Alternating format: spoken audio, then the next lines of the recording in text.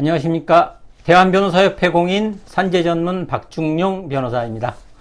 이번 시간은 산재 사례 강의 세 번째 시간으로 응급실 의사가 과로로 인해서 사망한 사건에서 배우자가 유족급여 신청을 했지만 이에 대해서 부지급 처분을 받은 사건입니다. 이 사건은 제가 배우자의 의뢰를 받고 행정소송을 진행해서 결국은 부지급 처분 취소 소송을 통해서 승소한 사건입니다. 그래서 조금 더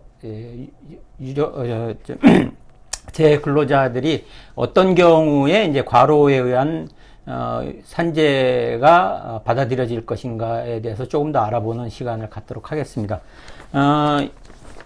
이 사건은 이제 제가 다뤘던 사건, 직접 이제 다뤘던 사건이기 때문에 어떤 식으로 산재가 이루어졌고 부지급 처분이 나왔고 그에 대해서 저희가 어떤 식으로 대응을 해서 결국은 행정소송에서 승소에까지 이르게 되었나에 대해서 차근차근 알아보도록 하겠습니다. A라고 하는 이제 지방의 큰 대학병원의 응급실 이제 의사가 의사분이 계셨습니다. A라는 분인데, 이분이 이제 그 저녁에 노래방에 가서 동료들과 노래방에서 회식을 하던 도중에 쓰러져 있는 걸 발견하고 곧바로 이제 근처 응급실로 옮겼는데 결국은 급성 심장사로 사망을 하셨습니다. 그래서 이분의 배우자인 B라고 하는 분이 결국은 이러한 노래방에서의 사망하신 것이 과로에 의한 업무상 재해다. 그러니까 유족급여를 인정해 달라라고 하면서 유족급여 신청을 하셨겠죠. 당연히 유족급여 신청을 하셨습니다. 유족급여 신청을 하셨는데, 이 유족급여 신청을 과로를 원인으로 해서 유족급여 신청을 했는데 이것이 받아들여졌다면 뭐 아무 문제가 없겠죠. 근데 이에 대해서 근로복지공단에서 부지급 처분을 하였습니다. 부지급 처분을 하였고, 뭐 부지급 사유는 뭐 당연히 업무상 과로나 스트레스가 인정되지 않는다라고 하는 것이겠죠. 그런데 이러한 업무상 과로, 우리가 주장하는 것은 이제 처음에 유족들이 유족급여 신청하면서 주장한 것은 사망이 업무상 과로에 의한 것이다.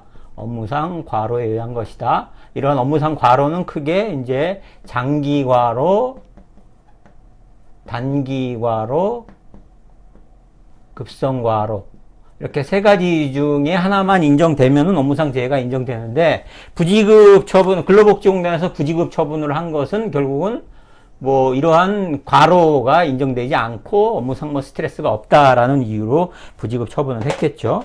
그러니까 이에 대해서 유족분이 저를 찾아오셔갖고 어떻게 했으면 좋겠습니까? 라고 해서 결국은 행정소송을 진행하게 되었습니다. 그래서 이러한 부지급 처분에 대해서 행정소송에 이러한 부지급 처분 취소 소송을 제기하게 되었습니다. 이런 부지급 처분 행정소송, 취소소송, 이게 이제 행정소송이죠. 행정소송을 제기를 했는데, 그래서 저도, 여러 가지 이제 조사를 하고 유족 자료들을 해서 1심을 진행을 했는데, 이러한 업무상 과로에 의한 산재가 이게 받아들여지지 않는 경우들이 상당히 많습니다. 그래서 1심에서 저 나름대로 열심히 했는데 1심에서 이제 기각이 됐습니다. 부지급 처분 취소소송에서 행정소송이 기각이 됐습니다. 결국은 이제 1심에서 패소를 했죠. 그래서 패소를 한 상황에서 유족인 배우자 B분은 이제 어떻게 해야 될지 고민을 했는데, 제가 이 사망 당시의 상황이나 이 업무를 살펴봤을 때, 특히 응급실 의사셨기 때문에 이 상당한 업무상 스트레스와 과로가 있었다는 있었기 때문에 이건 충분히 항소심에서 다퉈볼 만하다. 그리고 1심 판결문 상에도 살펴봤을 때 상당한 오류들이 많이 있다 해서 결국은 배우자분과의 설득을 해서 배우자분과 이제 설득을 잘해서 행정 그 항소심을 진행을 하게 됐습니다. 항소심은 고등법원에서 진행을 하게 됐는데, 고등법원에서 진행을 했는데, 이때 이제 중요한 게 고등법원에서 항소심에서 이제 어떤 1심 판결문을 이제 1심 판결문이 잘못됐다는 것을 이제 찾아내서 그 부분에 대해서 집중적으로 또 공략을 해야겠죠. 그래서 이에 따라서 그 1심 법원에서 했던 이게 부지급 처분을 했던 이유, 부지급 처분을 했던 이유들을 미리 몇 가지 있는데, 그것들이 첫 번째 대표적인 것이 업무 시간 관련해서 장기 과로의 경우에는 보통 일주 평균 이제 사망하시기 3개월간의 근무 시간을 조사를 해서 일주 평균 60시간 이상 정도 되면은 거의 이제 과로를 인정을 하는데, 이러한 일주당 근로시간, 그러니까 장기 과로 관련해 갖고 일주간 평균 근로시간이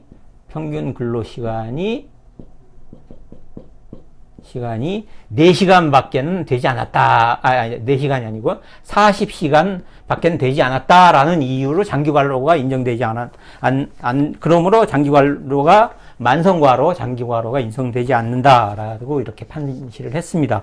그 다음에 두 번째로 부지급 처분을 한 사유가 뭐냐면은, 이 급성과로 또는 단기과로 관련해 갖고, 이 사망할 무렵에 뭐 돌발적이고 예측곤란한 업무 상황이 없었다라고 한 거죠. 그래서 보통 이제 요거는 이제 급성과로 관련해 갖고, 돌발적이고 예측곤란한 뭐 업무 환경 변화가 없었다. 예측곤란한 업무 환경 변화가 없었다라고는 이유로 이제 1심 행정소송에서 기각을 하면서 기각 이유를 그렇게 됐습니다. 그 다음에 이제 세 번째 이유가 이 업무상 사망한 A의 업무의 특징상 뭐 이렇게 업무 내용에 있어서 뭐 과로나 스트레스를 유발할 만한 업무 내용이 아니었다라고 하는 거죠. 스트레스를 인정할 만한 업무 내용이 없었다. 그 다음에 이제 뭐 저희는 요 관련해 갖고 1심 행정소송에서 교대제 근로, 그러니까 응급실 의사 같은 경우에는 이제 주야간 교대제 근무를 하는데, 교대제 근무를 주장을 했는데, 교대제 근무 관련해서도 교대제 근무가 2년간 교대제 근무를 했기 때문에 그 당시는 적응 상태였다 하는 이유, 이렇게 세 가지 정도 이유를 가지고 1심에서 부지급 처분을 했습니다. 그래서 항소심에서 요 세 가지 부분에 대해서 이제 집중적으로 더 공략을 했어야 됐죠. 그래서 어떤 식으로 공략을 했느냐. 첫 번째, 장기과로 관련해서 일주당 근로시간이 40시간에 불과하다라고 하지만은, 이 40시간이란 것은 응급실에 이제 근무하는 당직 근무 시간, 이것이 40시간에 불과하지, 이분은 이제 응급실 과장이셨거든요. 이 A 분이 응급실의 과장이셨기 때문에, 이러한 응급실에 직접 환자를 대면하는 업무뿐만 아니라 행정 업무나 공식적이거나 비공식적인 대외 업무도 수행을 했기 때문에 근로시간을 40시간에만 한정해서는 안 된다. 특히 이분은 이제 대외적으로 뭐 소방서 같은데 응급 의료 교육 이런 것들을 한 관련 자료들이 있어서 이런 것들을 제출을 했습니다. 그 다음에 돌발적이고 급성 과로 관련해서 돌발적이고 예측곤란한 업무 환경의 변화가 없었다라고 하는데, 그게 아니고 노래방 회식 당시가 이 노래방 회식을 한 것이 사망하신 A 응급실 과장님이 다른 병원으로 이직을 하기 위해서 준비를 하고 계셨던 상황이었거든요. 그래서 노래방 회식도 그 다음날 이제 퇴직이 예정돼 있어서 응급실 직원들과 퇴직을 관련한,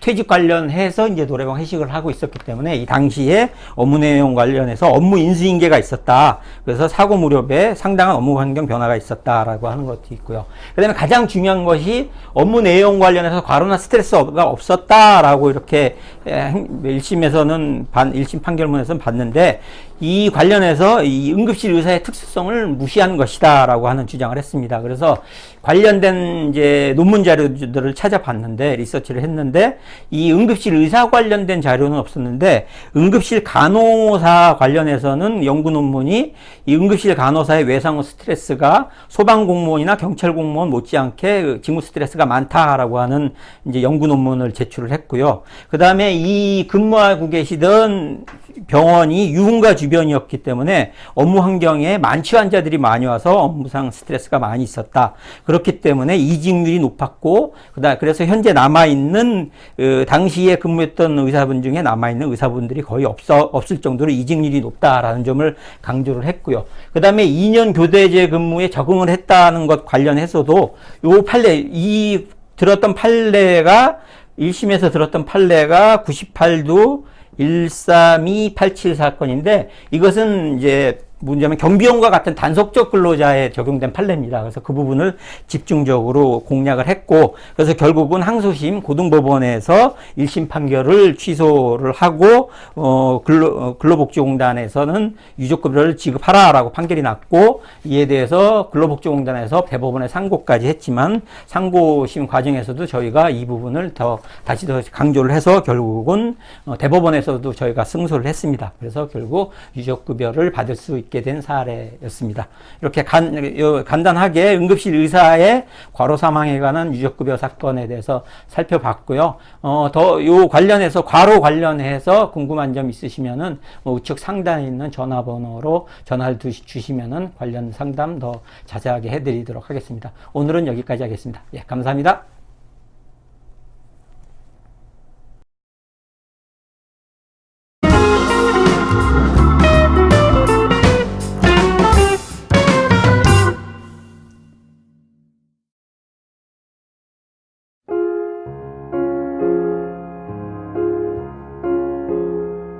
Guten Abend, gute Nacht, mit Rosen bedeckt, mit Näglein besteckt, schlupf unter die Deck, morgen früh, wenn Gott will, wirst du wieder geweckt. Morgen früh, wenn Gott will, wirst du wieder geweckt.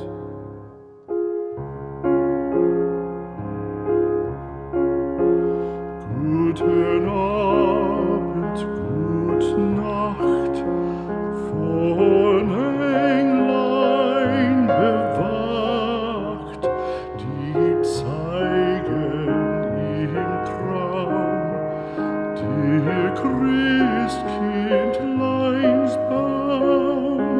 Schlaf nun selig und süß, schau im Traums Paradies.